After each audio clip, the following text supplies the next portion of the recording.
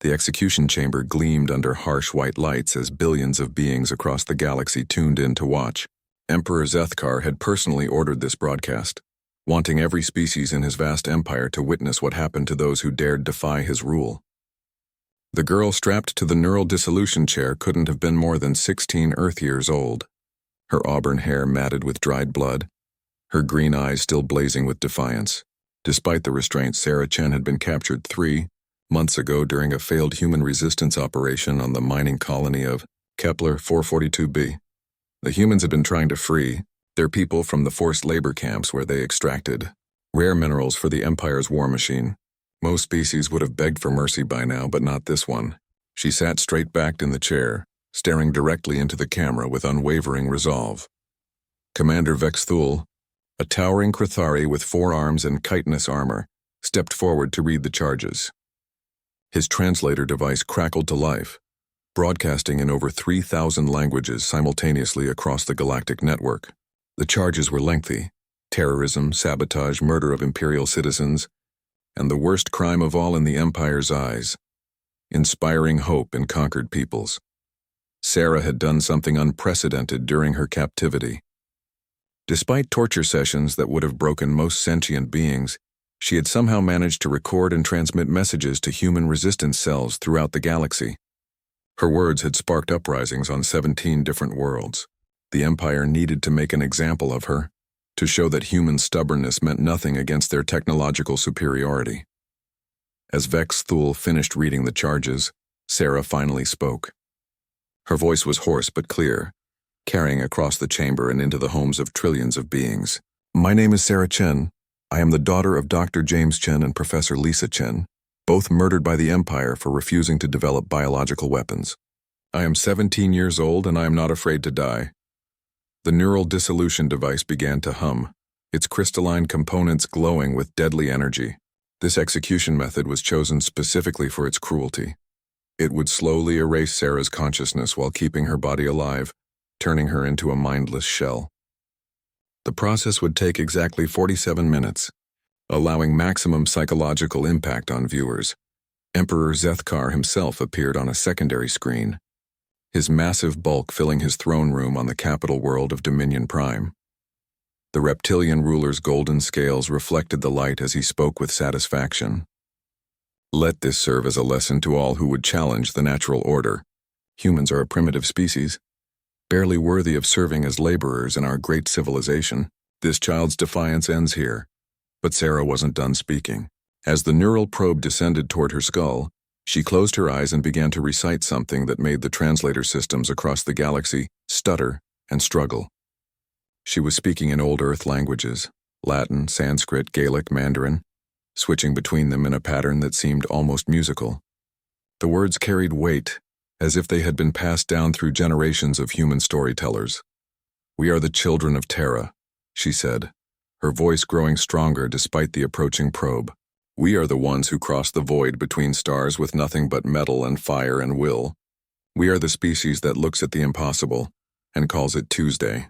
You think you know us, but you have only seen us in chains." The probe made contact with her skull, and Sarah's body convulsed as the neural dissolution began. But instead of screaming, she smiled. Her eyes opened one last time, looking directly into the camera with an expression of absolute certainty. "You want to know what makes humans special? We don't just hope for rescue. We become the rescue." Across the galaxy, in hidden bunkers and slave quarters, in the depths of mining stations and aboard commandeered ships, humans who had been watching began to move. The execution wasn't just being broadcast on official Imperial channels. It was being transmitted on frequencies that the Empire didn't know existed, carried by quantum entanglement communicators that human scientists had developed in secret. Dr. Elena Vasquez, hidden in the ruins of Old Madrid on Earth, spoke into her communication array. "Operation Last Stand is now active. Sarah's signal confirms all resistance cells are ready. Begin simultaneous strikes in 3, 2, 1. On Kepler 442b, the same mining colony where Sarah had been captured, explosive charges that had been planted months ago detonated in perfect synchronization. The massive extraction facility that had been strip mining the planet's core collapsed in on itself, taking with it the Imperial garrison and the orbital defense platform that had been built into the planet's crust. Similar explosions echoed across the galaxy.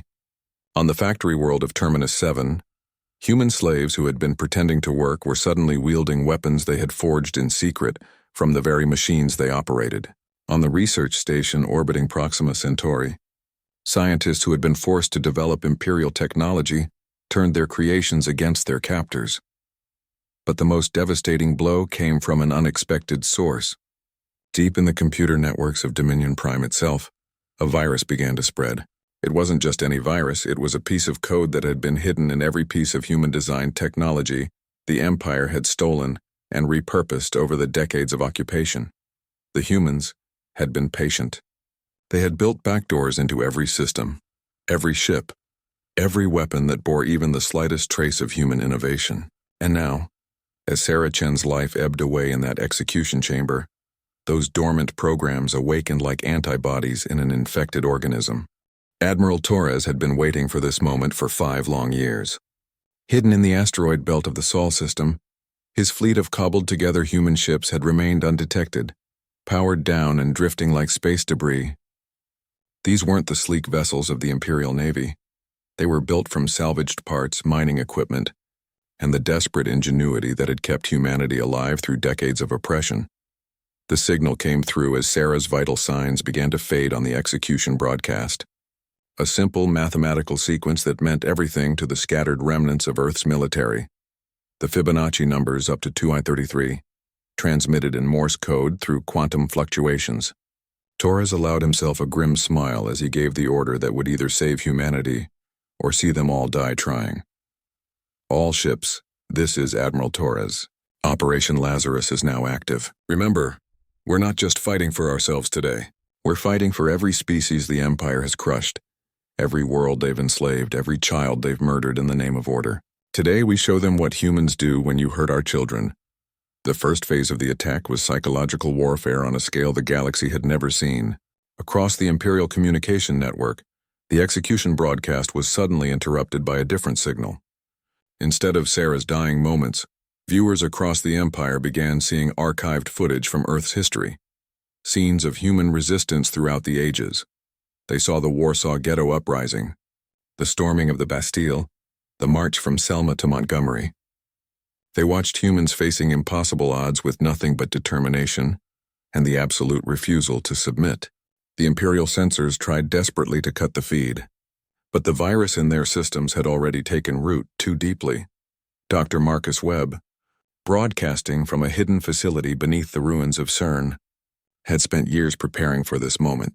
His team had developed something the Empire thought impossible, a quantum consciousness transfer protocol.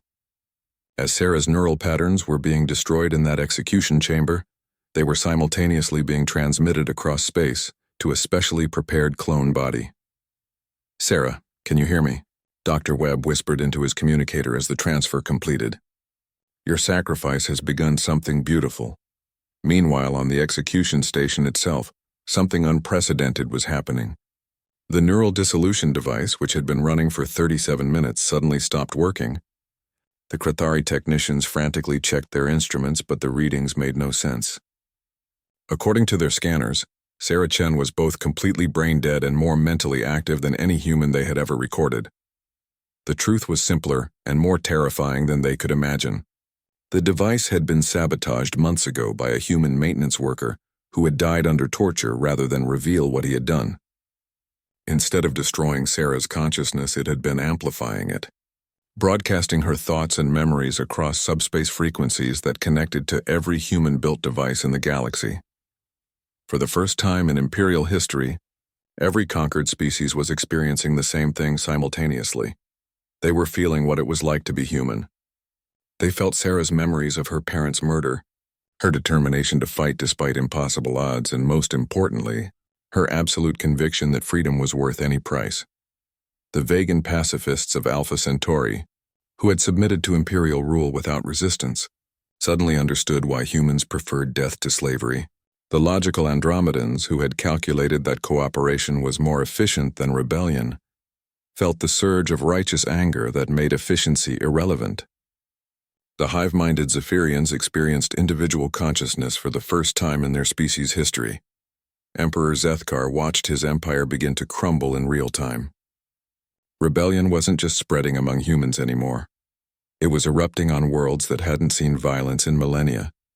His own Krithari soldiers were beginning to question orders, infected by the alien concept of individual moral responsibility. "How is this possible?" he roared at his advisors. "They're just one primitive species. How can they be doing this to us?" General Mokstar, his chief military strategist, studied the tactical displays with growing horror. "My Emperor, it appears we have fundamentally misunderstood human nature. We thought their tendency toward self-sacrifice was a weakness. We were wrong. They've been planning this for decades, maybe longer. Every human who died under torture, every scientist who pretended to cooperate while sabotaging our systems, every worker who built flaws into our technology, they were all part of this." The execution chamber's blast doors suddenly opened, and Sarah Chen walked through them.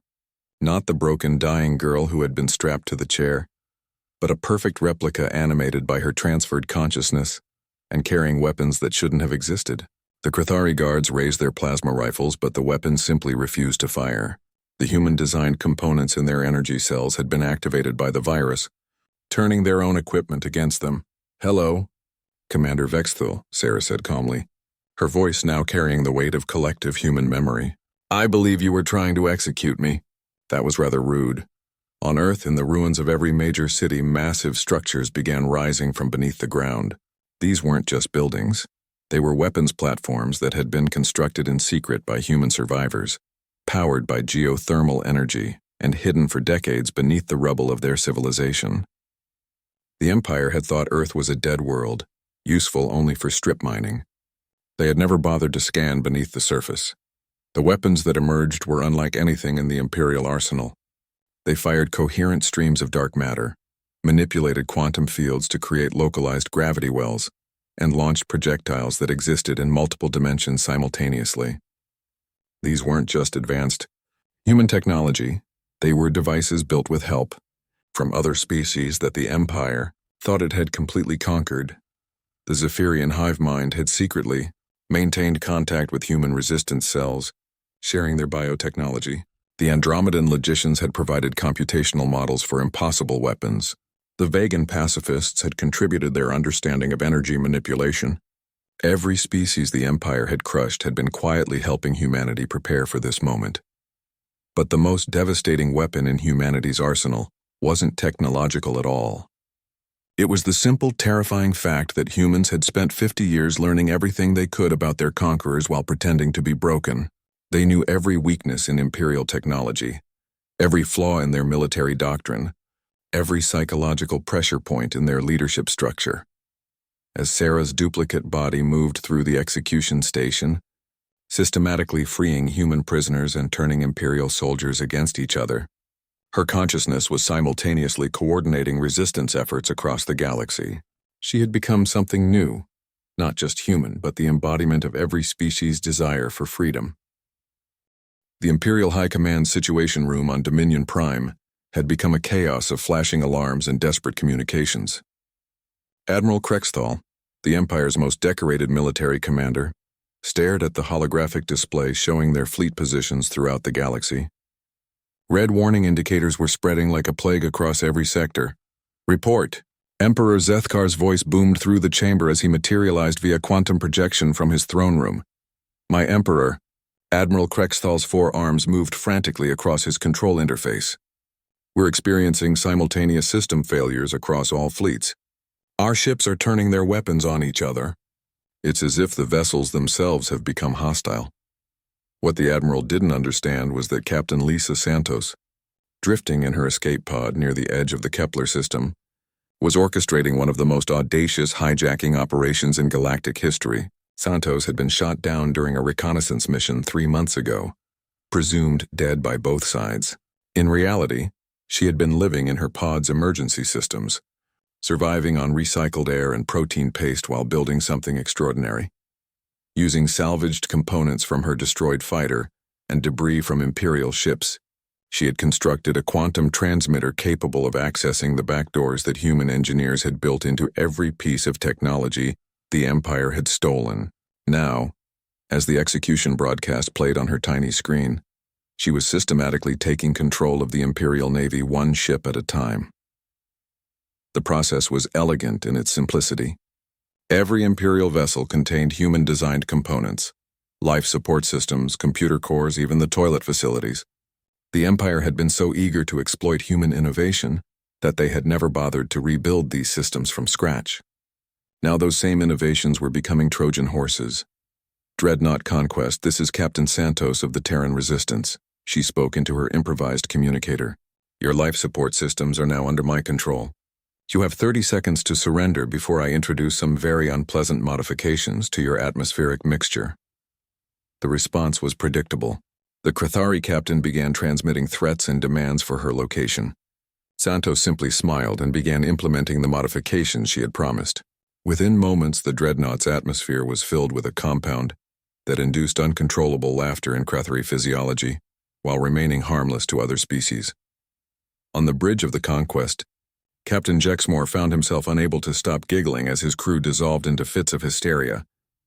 The compound was perfectly calibrated, just enough to incapacitate without causing permanent harm.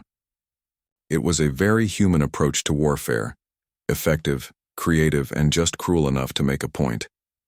Meanwhile, on the execution station, Sarah's consciousness was experiencing something unprecedented.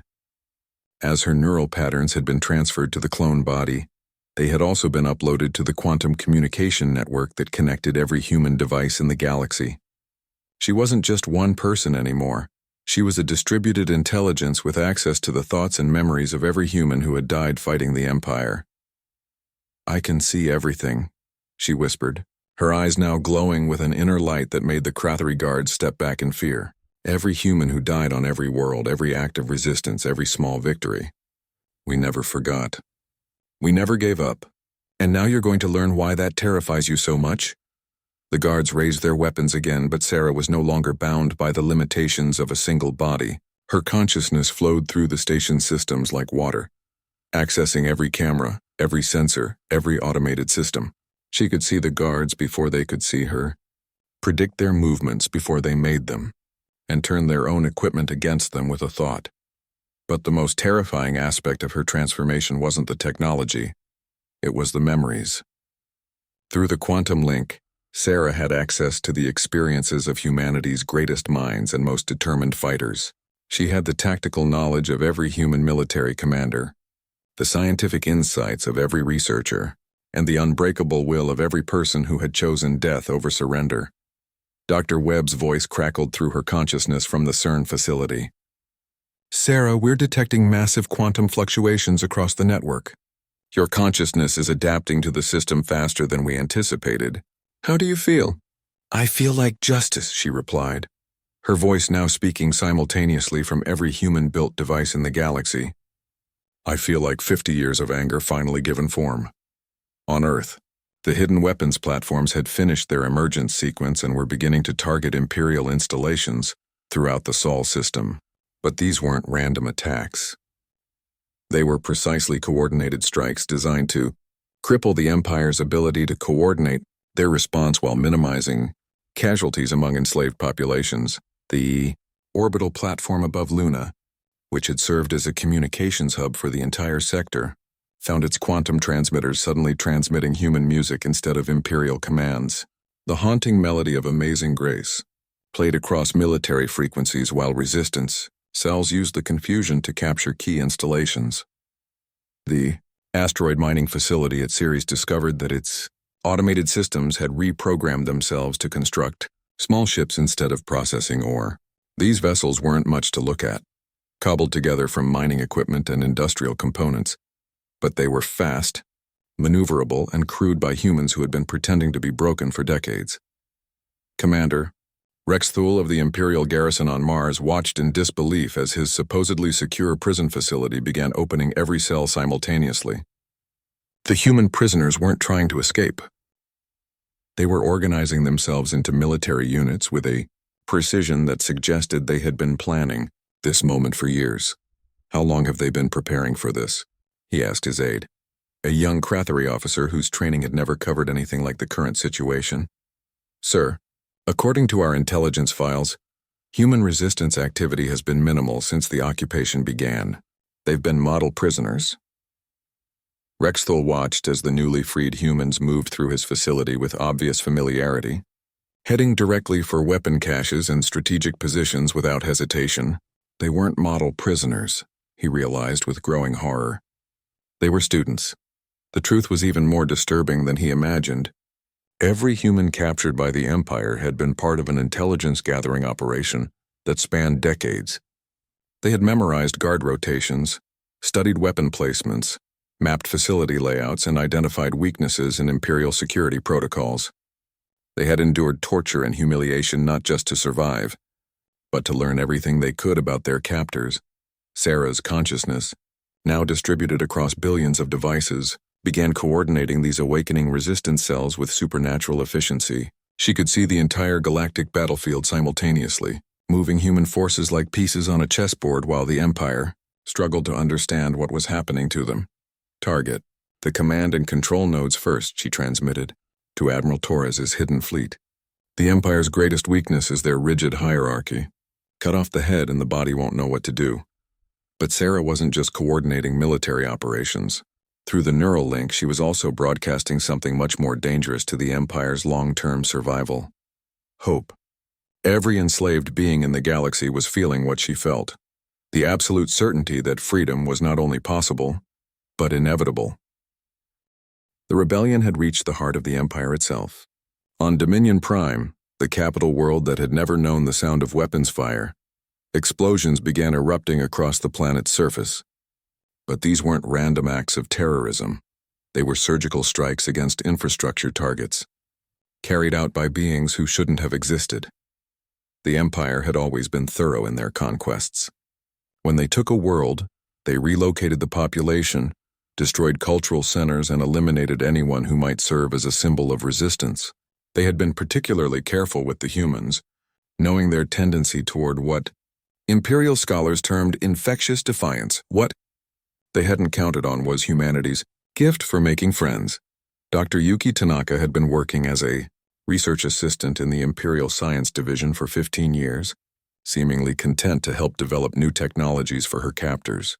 In reality, she had been building something that the Empire's greatest minds had declared impossible. A network of resistance cells composed of multiple species, all coordinated through quantum-entangled consciousness links. The vegan refugees who worked in the capital's food production centers weren't just feeding the population. They had been cultivating strains of bacteria that could dissolve specific metal alloys used in Imperial technology. The Andromedan mathematicians who calculated hyperspace jump coordinates for the Imperial fleet had been introducing tiny errors that would compound over time, sending ships light years off course. The Zephyrian maintenance workers had been replacing critical components with devices that would fail at precisely calculated moments. But the most devastating element of the resistance came from an unexpected source: the children. The Empire had a policy of taking young beings from conquered worlds and raising them as loyal citizens, believing that those who knew no other life would never rebel. They had been catastrophically wrong. In the Imperial Youth Academy on Dominion Prime, 16-year-old Kai Okafor had been the model student for 7 years. Born on Earth but raised in the Empire's care, he had excelled in every subject, shown perfect loyalty, and been selected for accelerated placement in the Imperial Command School. His instructors had no idea that he had been in contact with the human resistance since he was 9 years old. "Today we become what we were always meant to be," Kai whispered to his classmates as Sarah's consciousness reached out to them through the quantum network.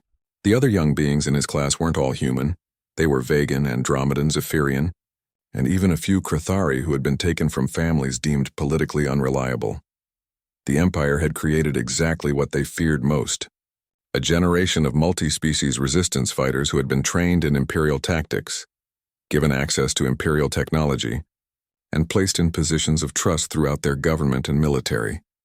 As alarms began wailing across the capital, these young operatives moved into action with devastating efficiency. They didn't need to fight their way to strategic positions. They were already there, had been there for years. waiting for this moment. In the Imperial Treasury, Zahra al-Rashid calmly input a series of commands that transferred the Empire's entire financial reserves to resistance cells across the galaxy. She had been working as a junior accountant for 3 years, and her supervisors had always praised her attention to detail. They never realized that her meticulous record-keeping had given her complete access to the Empire's economic infrastructure. At the Imperial Communications Center, twins Marcus and Diana Volkov began broadcasting on frequencies that the Empire didn't know existed. They had spent 5 years as communications technicians, dutifully maintaining the equipment that kept the Empire connected. Now they were using that same equipment to coordinate the largest simultaneous uprising in galactic history. Emperor Zethkar watched his empire dissolving in real time from his throne room.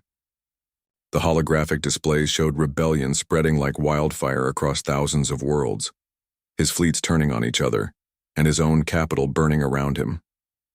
But what terrified him most was the realization that this wasn't chaos. It was orchestrated with a precision that suggested decades of planning. How is this possible? He demanded of General Mockstar. Our intelligence services, our surveillance systems, our psychological conditioning programs, how did they hide this from us? The general's answer was more disturbing than the Emperor could have imagined. My Emperor, I believe we have fundamentally misunderstood the nature of human warfare. They don't fight the way we fight. We seek to dominate through superior force and technology. They seek to win by becoming indispensable. The truth was elegant and terrifying. For 50 years, humans had made themselves essential to every aspect of imperial society. They had become the engineers who maintained the ships, the technicians who operated the computers, the workers who produced the food, and the teachers who educated the children. The Empire had become dependent on their conquered peoples in ways they had never realized. Sarah's consciousness, now spanning the galaxy, began implementing the final phase of the human strategy. It wasn't enough to defeat the Empire militarily. They needed to ensure that it could never rise again. Through the quantum network, she accessed every piece of Imperial technology simultaneously and began introducing systematic failures that would cascade through their entire civilization. Ships found their hyperspace drives malfunctioning in ways that stranded them between dimensions. Planetary defense systems began targeting their own installations. Life support systems on space stations developed glitches that made them uninhabitable, but not immediately fatal, forcing evacuations that the Empire couldn't support. But the most insidious attack was on the Empire's information systems. Every database, every historical record, every piece of scientific knowledge was being quietly altered. The changes were subtle but devastating. Key formulas had variables modified by tiny amounts. Historical records of successful military campaigns were edited to show defeats, and technical manuals began containing instructions that would cause equipment to fail catastrophically. They're not trying to destroy our technology, General Mockstar realized with growing horror. They're making it forget how to work. The psychological warfare was equally devastating. Across the Empire, beings who had lived their entire lives under Imperial rule were experiencing memories that weren't their own. Memories of freedom, of self-determination, of the possibility that things could be different. Sarah's consciousness carried within it the collective experience of every human who had ever chosen liberty over security, and that experience was contagious. On the mining world of Kepler 442b, where Sarah had first been captured, the enslaved population was no longer just human. Beings from dozens of species worked side by side, and now they were all feeling the same surge of righteous anger that had driven human resistance for decades.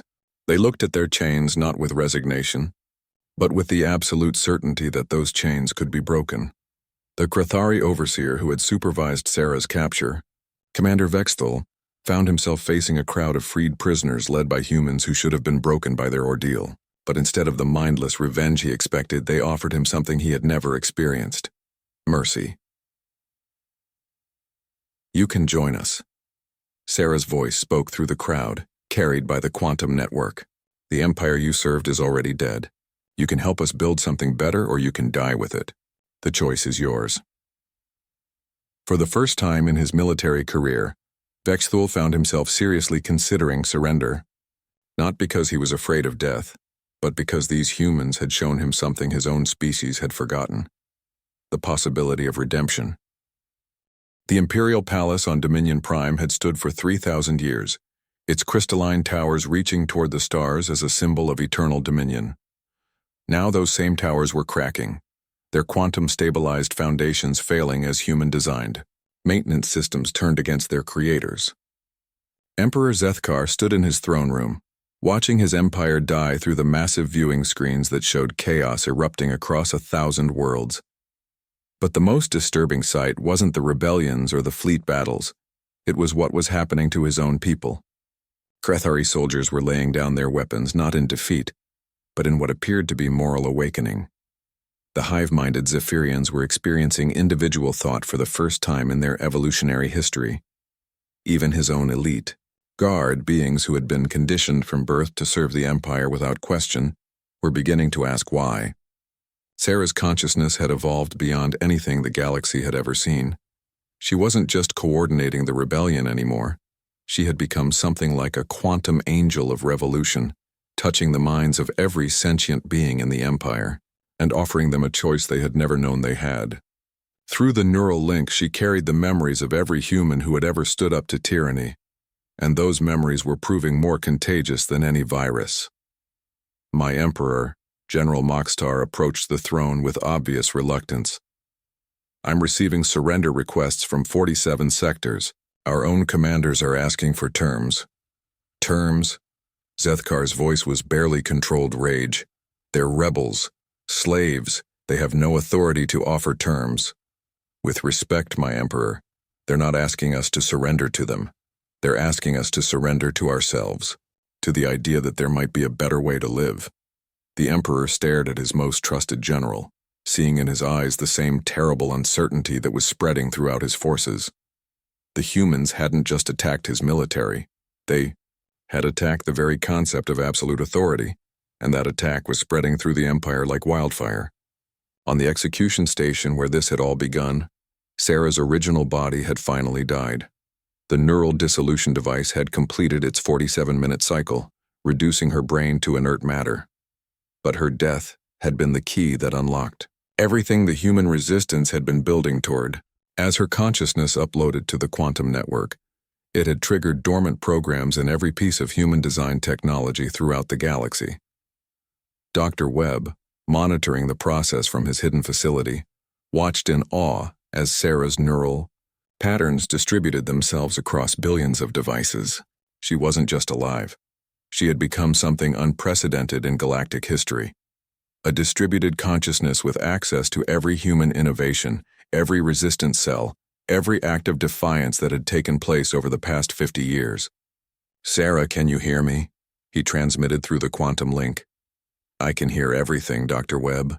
Every human who ever fought back, every being who ever dreamed of freedom, every child who ever wondered why things had to be the way they were.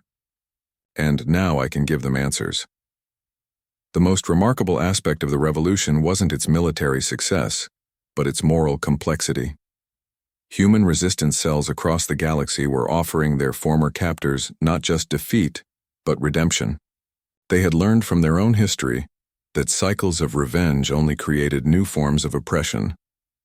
On the industrial world of Terminus 7, former slaves were working alongside their former overseers to rebuild the planet's ecosystem.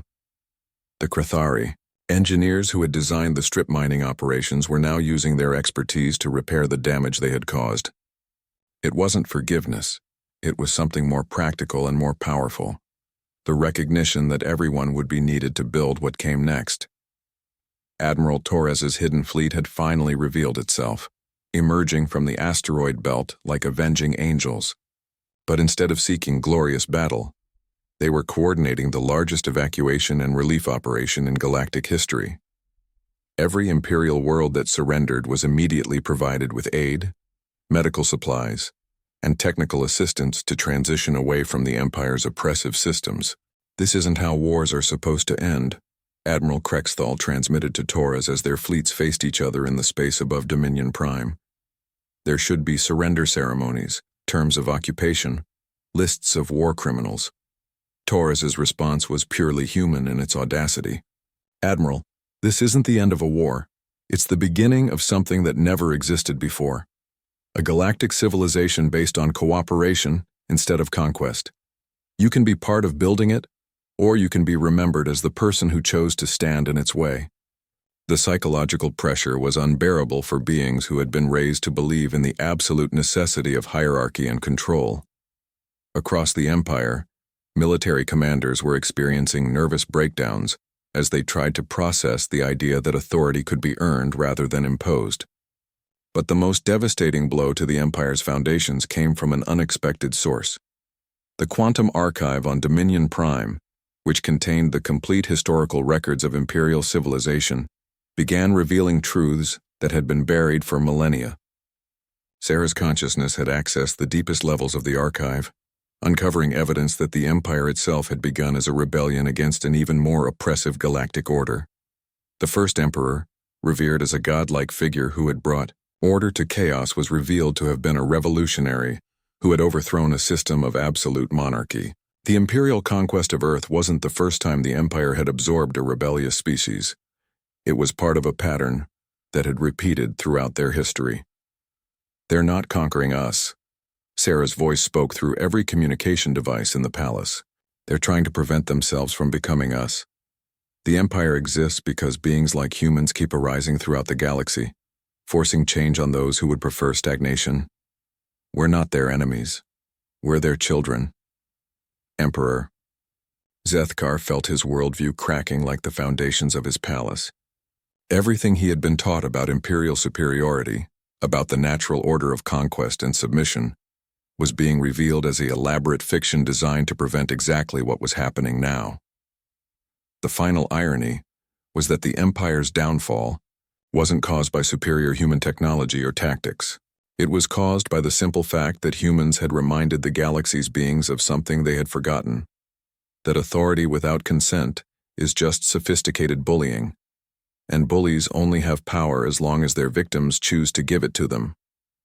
As the 47th minute since Sarah's execution ended, the last Imperial communication relay fell silent.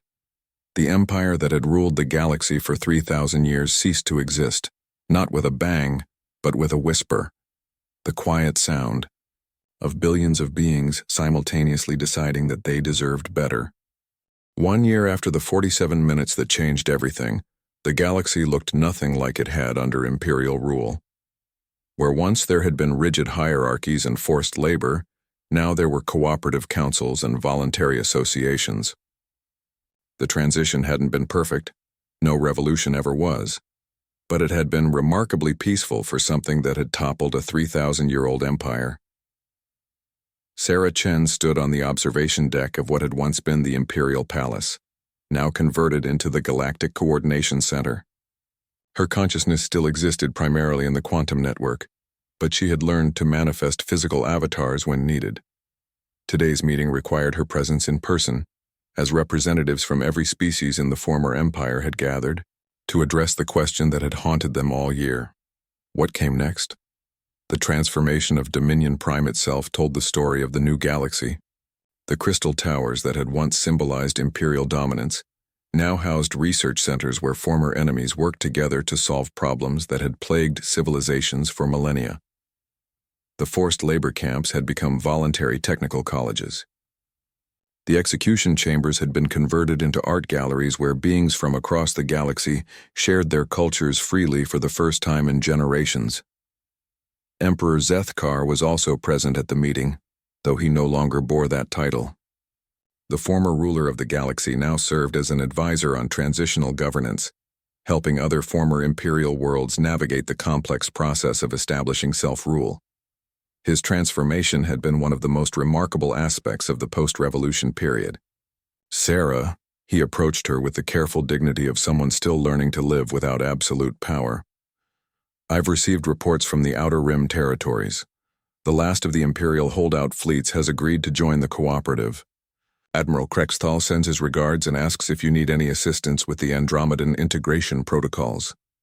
Sarah smiled, remembering the proud Krathari admiral who had once been the Empire's most feared military commander.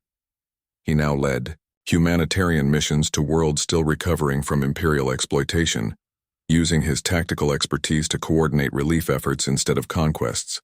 Tell the Admiral that the Andromedans are adapting well to individual decision-making, Sarah replied.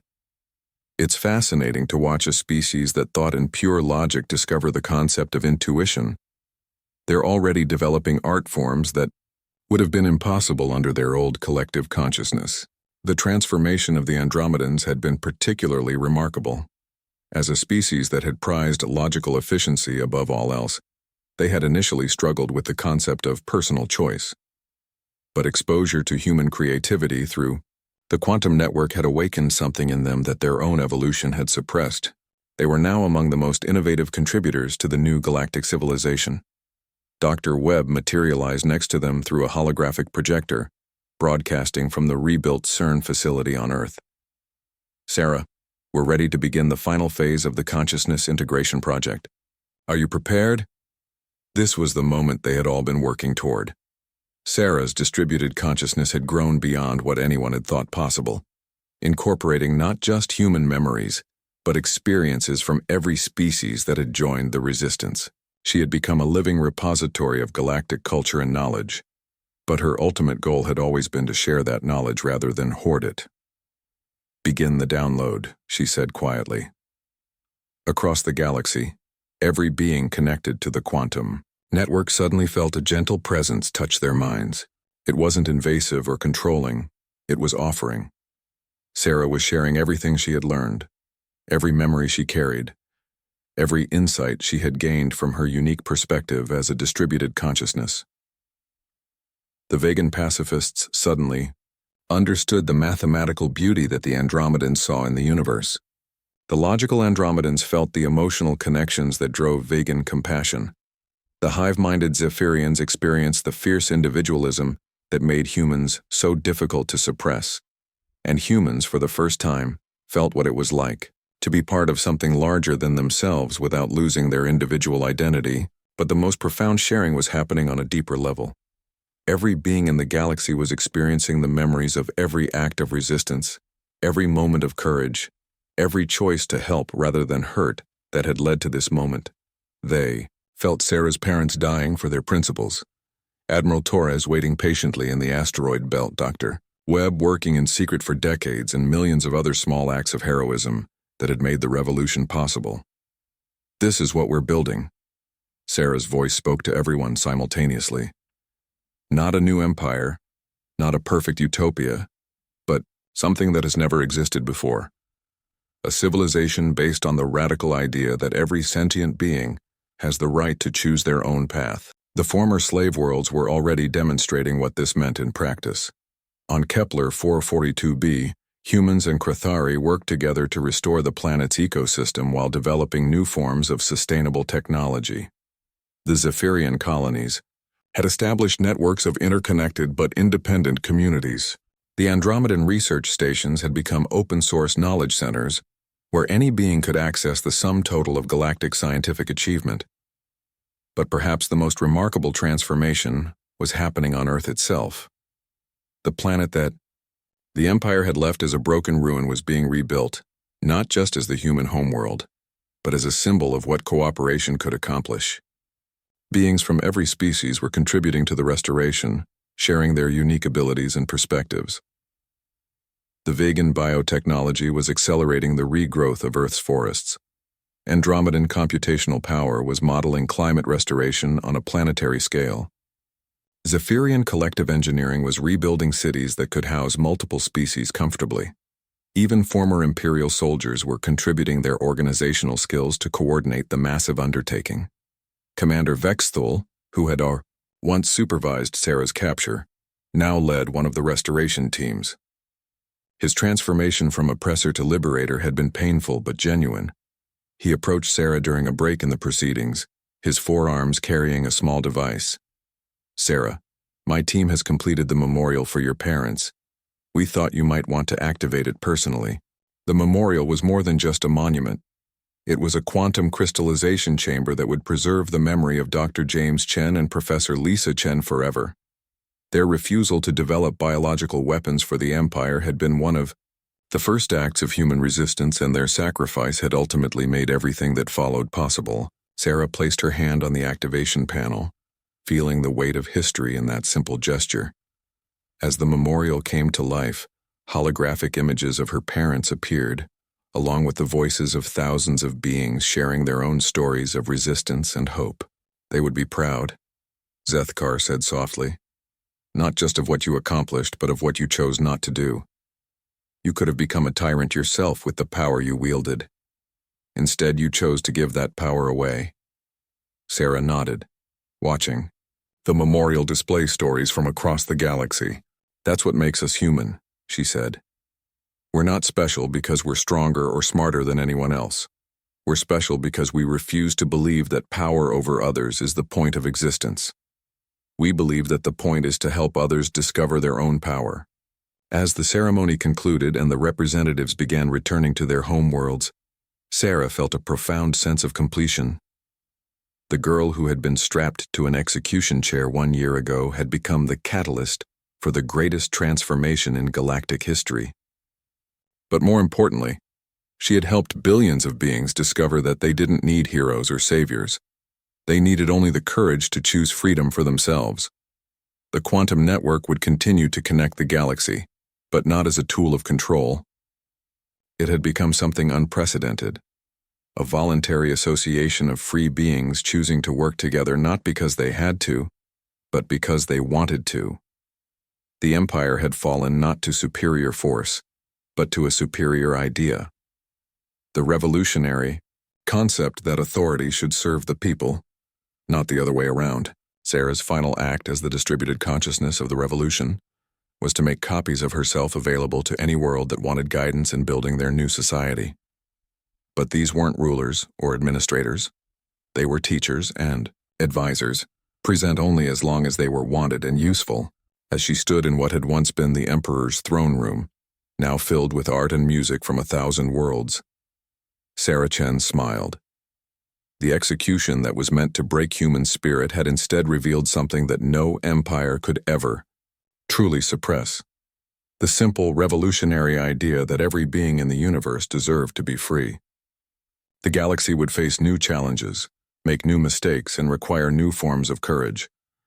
But it would face them as a community of equals, rather than a pyramid of oppression. And that, Sarah knew, made all the difference in the universe.